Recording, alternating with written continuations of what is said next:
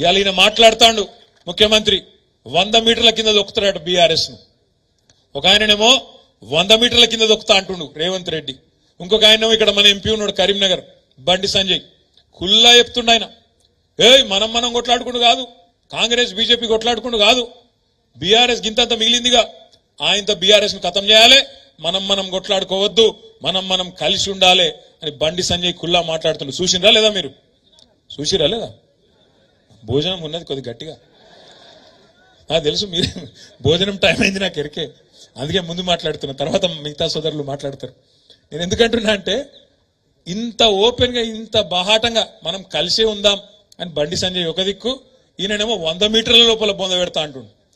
ఆయన 3 మీటర్లు కూడా లేడు, ఆయన అనట మనం 100 మీటర్ల లోపల బొంద పెడతాడట. ఆయన 3 ఫీట్లు కూడా లేడు ఆయన అనట 100 మీటర్ల లోపల బొంద పెడతాడట. నేను రేవంత్ రెడ్డి గారికి ఒకటే చెప్తున్నా, రేవంత్ రెడ్డి గారు ఈ పిచ్చి మాటలు ఈ ప్రగల్భాలు నీకంటే ముందు మీ గురువర్యులు మాట్లాడిండు. ఇవాళ గురువర్యుల పేర్లు ఎందుకు తీగాని, నీ గురువు మాట్లాడిండు, ఇంతకంటే ముందు ఉన్న పెద్ద పెద్ద తీస్మార్కాన్లు మాట్లాడిండు. నీకంటే ముందు కేసీఆర్ ను తొక్కుతాం, బొంద పెడతాం, ఈ గులాబీ జెండా కనబడకుండా చేస్తాం అని చాలా పెద్ద పెద్ద తీస్మార్కాన్లు మాట్లాడినరు. ఆ తీస్మార్కాన్లతోనే కాలేదు, నీలాంటి బుడ్డరకాంతో ఏమవుతుంది అనే మాట నేను ఈ సందర్భంగా విజ్ఞప్తి చేస్తా ఉన్నా.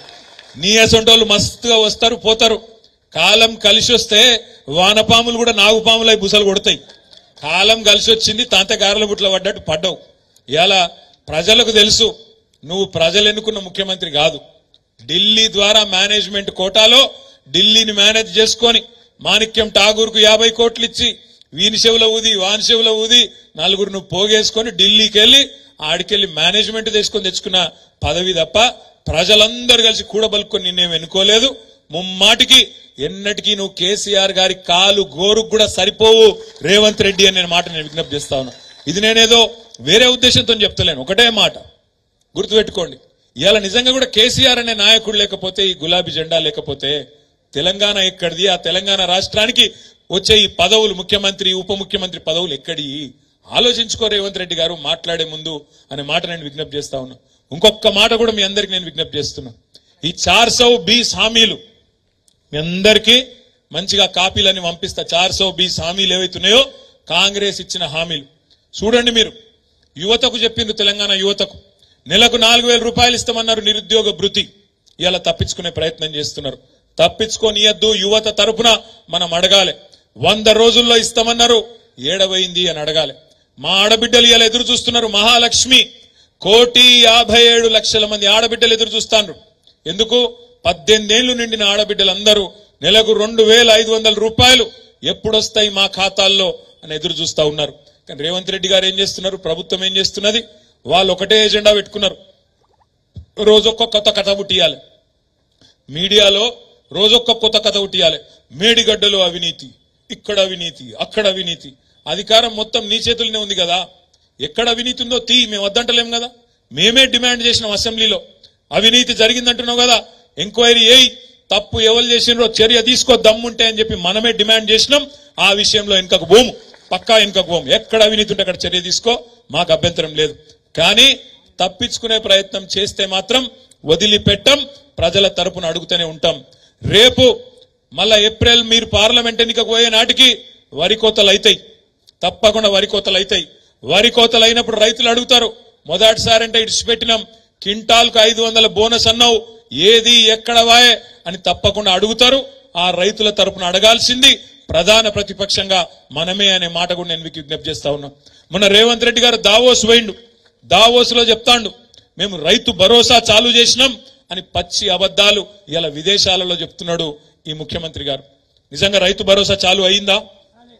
కేసీఆర్ ఇచ్చిన రైతు బంధుకే దిక్కులేదు ఇప్పటిదాకా, రైతు బంధుకే ఇంకా మొత్తం పడలే, రైతు బంధుకే దిక్కులేదంటే విదేశాలకు పోయి మాత్రం రైతు భరోసా చాలు చేసిన నేను ఇవాళ పంటకు 7,500 రూపాయలు ఇస్తున్నా అని చెప్పి పచ్చి బోగస్ మాటలు ఇవాళ ముఖ్యమంత్రి గారు మాట్లాడుతూ ఉన్నారు.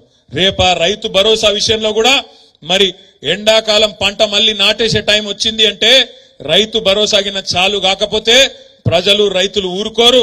ఆ రోజు పంట కోతల టైంకు బోగస్సు ఈ బోనస్ ఇయ్యక మళ్ళీ బోగస్ మాటలు చెప్తే తప్పకుండా నీ పార్టీని ఊచకోతకు వస్తారు రైతులు అనే మాట కూడా ఈ సందర్భంగా నేను మీకు విజ్ఞప్తి చేస్తా ఉన్నా. ఎందుకంటే రైతులకు కూడా తెలుసు కొద్దిగా ఓపిక పట్టాలి కాబట్టి ఓపిక పడతాను. ఇప్పుడిప్పుడే వచ్చిండు కదా, మీరు కూడా ఎగిరిత పడకుండా బిడ్డ, తొందర పడకుండా అంటారు. మేమేం తిడతలేము, ఎగిరిత పడతలేం, విమర్శ చేస్తలేం, యాద్ చేస్తున్నాం. 100 రోజులలో చేస్తా, డిసెంబర్ 9 నాడు మొదటి సంతకం పెడతా, 2 లక్షల రుణమాఫీ చేస్తా అని మేం చెప్పలే, మీరే చెప్పినరు. చెప్పిన దాన్ని మీకు యాద్ చేస్తున్నాం, వేరే మాట మాట్లాడతలేం. మా ఆడబిడ్డలకు చెప్పినారు మీరు, తులం బంగారం ఇస్తామన్నారు. కళ్యాణ లక్ష్మి కేసీఆర్ ఇస్తాండు, దాంతో పాటు తులం బంగారం ఇస్తా అంటుండు. మొన్న శ్రీధర్ బాబు గారు ఇక్కడ మంత్రిలో కళ్యాణ లక్ష్మి చెక్కులు ఇచ్చిండు. ఏమాయా తులం బంగారం శ్రీధర్ బాబు గారు అంటే మెమ్మెమ్మే బెబ్బెబ్బే, ఇప్పటిదాకా లేదు. మరి ఇస్తారా ఇయ్యరా చూడాలిగా. తులం బంగారం ఇస్తారా ఇయ్యరా, 7 కేలు వస్తాయి, మనం చూడాలి. ఏం చేస్తారో కూడా తప్పకుండా చూడాలి. ఇంకొక మాట కూడా నేను మీకు విజ్ఞప్తి చేస్తా ఉన్నాను. ఇవాళ ఈ ప్రభుత్వం నిజంగా కూడా ఎట్లుందంటే, ఎట్లన్నా చేసి తప్పించుకోవాలి. ఏమన్నా చేసి గత ప్రభుత్వం మీద, కేసీఆర్ మీద 4 మాటలు మాట్లాడి, 4 తిట్లు తిట్టి, ఆయంత ప్రజల దృష్టిని అటో ఇటో చేసి ఆగం చేసి తప్పించుకోవాలన్న చక్కర్లో ఉన్నది. ఏమంటాడు ఆయన సెక్రటేరియట్కి పోయి, నేను ఇక్కడ లంకె బిందెలు ఉంటాయనుకొని వచ్చినా, కానీ ఖాళీ బిందెలు ఉన్నాయి అంటుండు. లంకె బిందెల కోసం ఎవరు తిరుగుతారే? లంకె బిందెల కోసం ఎవరు తిరుగుతారు? ఏడ తిరుగుతారు? పాడుబడ్డ గుట్టలల్లా, పాడుబడ్డ గుళ్ళల్లా, పాత గడిలల్లా అలా పోయి తవ్వుతా అంటారు. ఆ గడపార పట్టుకొని తటపార తీసుకొని అర్ధరాత్రి పోయి దొంగసాటుకు పోయి తవ్వుతుంటారు. అయ్యా రేవంత్ రెడ్డి గారు, మీరు వినండి జాగ్రత్తగా. మీకు పాపం ఇదివరకు ఎన్నడూ మంత్రిగా పనిచేసిన అనుభవం లేదు, ఎన్నడూ ప్రభుత్వంలో ఉన్న అనుభవం లేదు కాబట్టి నువ్వు అనుకున్నట్టున్నావు సెక్రటేరియట్ కిందేమో బిందెలున్నాయి తవ్వుకుంటా అని. సెక్రటేరియట్లో లంకె బిందెలు ఉన్నాయి నాయన, ఆడ కంప్యూటర్లు ఉంటాయి, పేపర్లు ఉంటాయి, పనిచేసేందుకు అధికారులు ఉంటారు. వాళ్ళందరితో కూర్చోబెట్టి ఇచ్చిన హామీలు ఎట్లా నెరవేరుస్తావో గడిదిక్కు ఆలోచన చెయ్యి. లంకె బిందెల కోసం తవ్వుడు, అర్ధరాత్రి తిరుగుడు, ఇంకేడుకో పోయి ఏమేమో ప్రయత్నాలు చేసుడు బంద్ చేయి. అట్లాంటివి ఏమి ఉండయి ప్రభుత్వంలో, తెలుసుకో అనే మాట కూడా నేను మీకు విజ్ఞప్తి చేస్తా ఉన్నా. ఎందుకంటే ఇట్లాంటి వాళ్ళు ఎన్నెన్ని మాటలు చెప్పారు ఒకసారి చూడు. ఆ 420 హామీల లిస్టు చూస్తేనైతే మనం చక్కెర వచ్చి పడిపోతాం. అందుకే నేను మిమ్మల్ని కోరేది, ఈ ప్రభుత్వం నోటికి ఎంత వస్తే అంత చెప్పి అలవిగాని హామీలు ఇచ్చి ఇలా తప్పించుకునే ప్రయత్నంలో భాగంగా కేసీఆర్ ఇట్లా చేసిపోయిండు, అప్పుల పాలు చేసిపోయిండు, ఇది చేసిపోయిండు, అది చేసిపోయిండు అని మాట్లాడుతున్నాడు. కేసీఆర్ ఏం చేసిండో ప్రజలకు తెలుసు. 200 రూపాయల పెన్షన్ను 2000 రూపాయలు చేసినోడు కేసీఆర్. 500 రూపాయల పెన్షన్ను దివ్యాంగులకు 4000 రూపాయలు చేసింది కేసీఆర్. ఇది వరకు దేశంలో ఎన్నడూ లేని విధంగా రైతులకు 73,000 కోట్ల రూపాయలు వాళ్ళ ఖాతాలో రైతు బంధు రూపంలో టైంకి ఇచ్చింది కేసీఆర్. భారతదేశం మొత్తంలో 24 గంటలు ఉచితంగా విద్యుత్ ఇచ్చింది ఒకే ఒక్క నాయకుడు రైతులకు, కేసీఆర్. ఇవాళ మా సోదరులు నేతన్నలు సిరిసిల్లలో ఉన్నారు. మీకు కూడా నేను ఒక మాట ఇస్తా ఉన్నా, మీ అందరికీ నేను మాట ఇస్తా ఉన్నా. ఇవాళ బెదిరిస్తున్నారట కాంగ్రెస్ వాళ్ళు, మీరు కేటీఆర్ కోటేసిరు కదా, మీకు ఆర్డర్లు ఇస్తామా చూసుకుంటాం అంటున్నట. నేను కూడా మీకు మాట ఇస్తున్నా, అవసరమైతే సిరిసిల్ల ప్రజల ప్రతినిధిగా, సిరిసిల్ల ప్రజాప్రతినిధిగా మొత్తం 39 మంది ఎమ్మెల్యేలు అవసరమైతే రాష్ట్ర ప్రభుత్వాన్ని దిగ్బంధం చేస్తాం, నిర్బంధిస్తాం, వాళ్ళని సవాల్ చేసి తప్పకుండా సిరిసిల్లలో నేతన్న ప్రతి నేతన్నను కాపాడుకుంటాం. మీరెవ్వరికి కూడా భయపడవలసిన అవసరం లేదు.